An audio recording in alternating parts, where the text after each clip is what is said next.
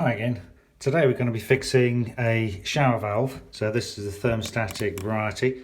The middle knob changes the temperature. This one changes the flow control. And the problem here, well, it's two problems actually. One problem, it's leaking like a sieve, a continuous stream of water coming out. It seems to vary a little bit when you change the center control knob. And the other problem is that the center valve has a funny sort of feel to it, very sort of sticky, and doesn't really regulate the temperature very well at all. Sometimes difficult to get it nice and hot. So we're going to strip it apart. It's probably just calcified up because it's quite a hard water area around here. I did one of these videos quite a few years ago, maybe 4 years ago, I can't remember, I'll have to check. Never had a huge number of hits on it, but I think it's worth doing this type of video again because it must be a very common problem because a lot of people live in hard water areas and showers tend to be in for at least quite a few years, and eventually they'll calcify up. It'll stick on hot or stick on cold or start leaking like this one has done.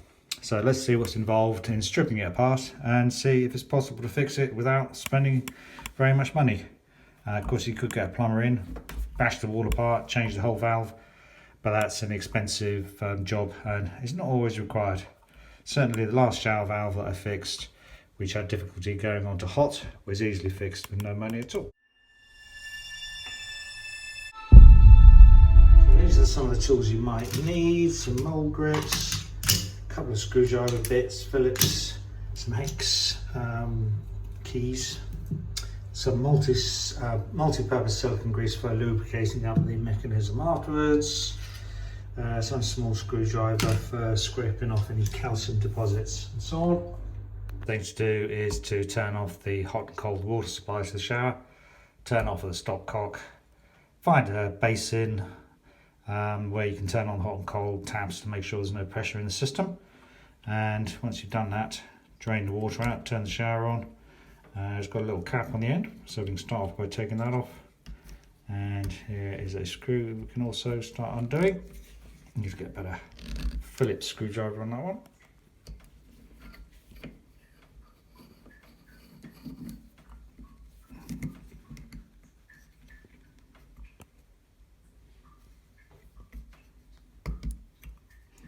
That central knob just pulls off once the screw is released. And then we can see we have got a circlip that needs removing. Let's just zoom in and see that. So this tiny piece of rotating metal here just needs to be levered off by getting a screwdriver in the back.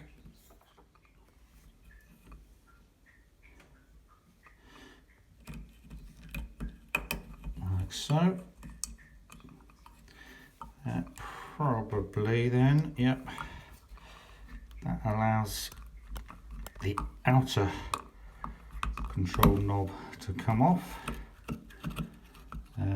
Doesn't appear to get past that nut, so I'm guessing that probably unscrews.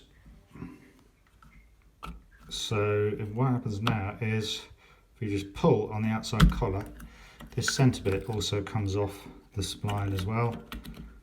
Just to push it all the way off. There we go. And we also have another circlip in this position, which we can easily remove at the same time. And there are some hex key headed bolts that hold this lock plate in position.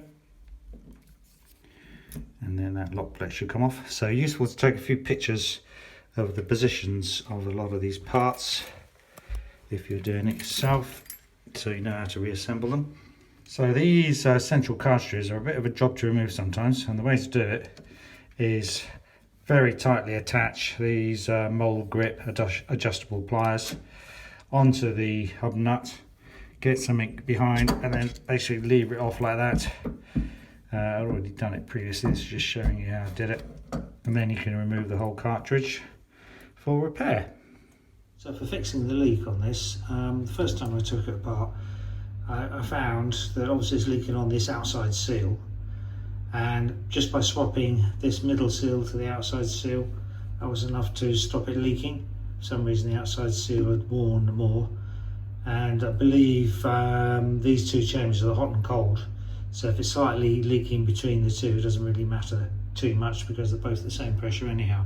This time we've got to clear out any calcification to fix the heat control, so we have to dismantle it more. Next route to disassembling is easier with sockets and big wrenches like this torque wrench at either end, or the power bar. So yeah, just find ones that fit. That was a 30 and that was an 18mm, and then you can put some decent tension on it. And the inner part is unscrewing. Probably do it by hand now. Here we go. That comes out, and with the end part out, the next part to break apart is the two halves of the unit. So you get the socket and a wrench on one side holding it in place. Get a screwdriver, nice thick one that's not going to bend, through the middle there, apply a bit of force and it'll crack, break a seal, and this middle bit, you can see, starts to unscrew. That's the bit that holds the thermostatic control valve, temperature controlling part, which is the bit that's sticky. And these holes here, between letting the hot or cold water in, the bits that do the mixing, and nothing was moving inside when I changed the temperature setting, so you can tell that it's all stuck. And here is the spring, temperature sensing bit on it. Let's see what else we can see. Need to try and get that part and free it up next. This middle part now will start to come out if you tap it on an open socket like that. There we go. It's now dropped out, and you can see all the corrosion and things around it, calcium build-up. That's been stopping it from moving, so we'll clean that up. Might be tempted to dunk it in vinegar first, that'll dissolve the calcium. Give it a little bit of a sand and a scrape, same on the insides as well.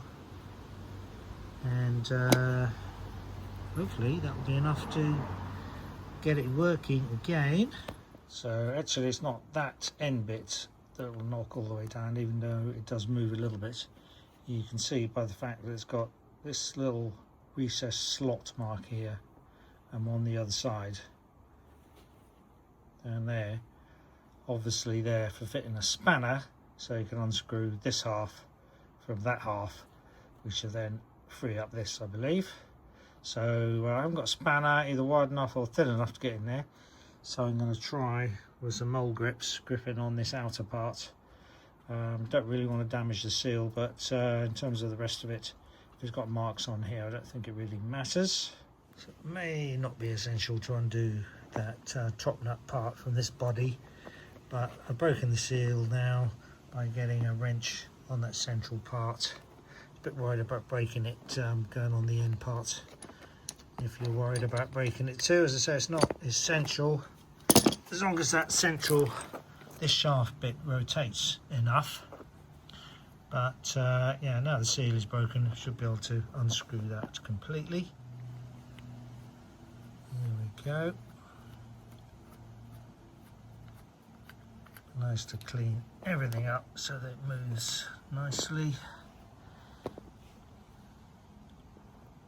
And that part just pushes out. So again, a little bit mucky. It is, however, fairly well greased, so that's a good thing at least.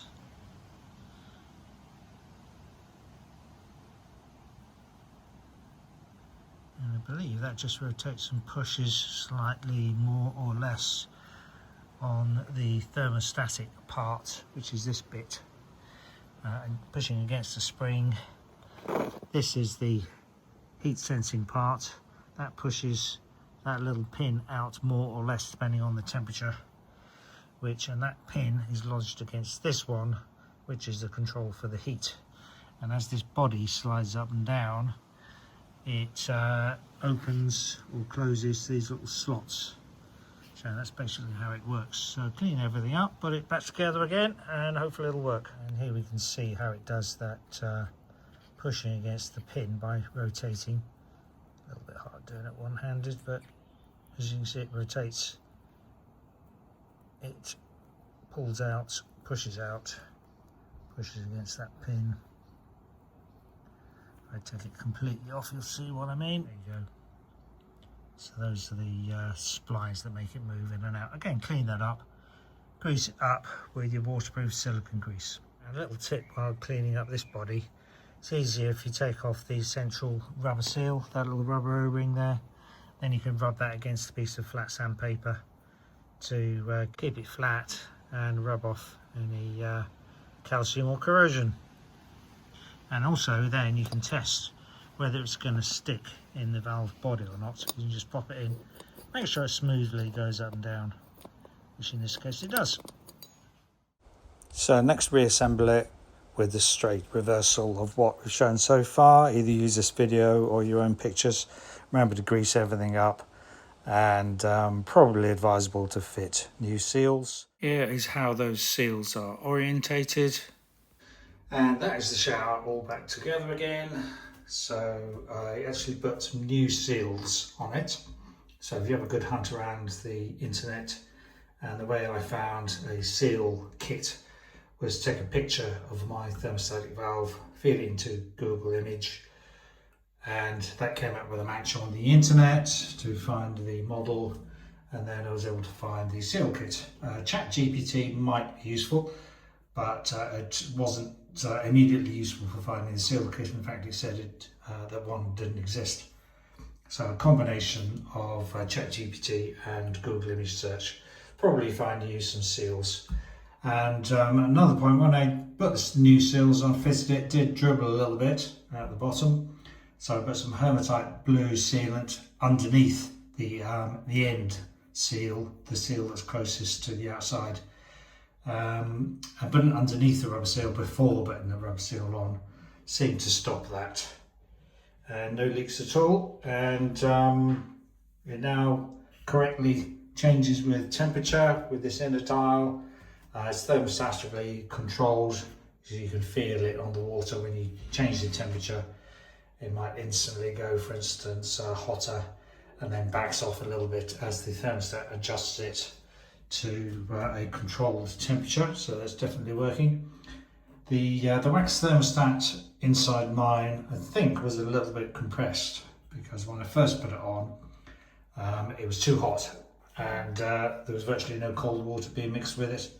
So I put a little bit of plastic underneath the cap where the pin pushes, just to add about 1 millimeter extra to that pin on the thermostatic control part of it.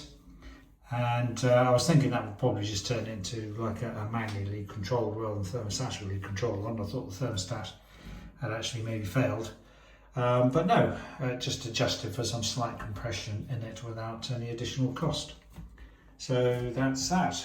Good job done, I think. Good luck with yours. Thanks for watching, and if you like that and want other useful money-saving tips for things that fail around the house, look at my other videos on my DIY channel. Please subscribe, thumbs up, and click the bell button if you want to be notified of new videos. Thanks for watching again. Cheers, bye.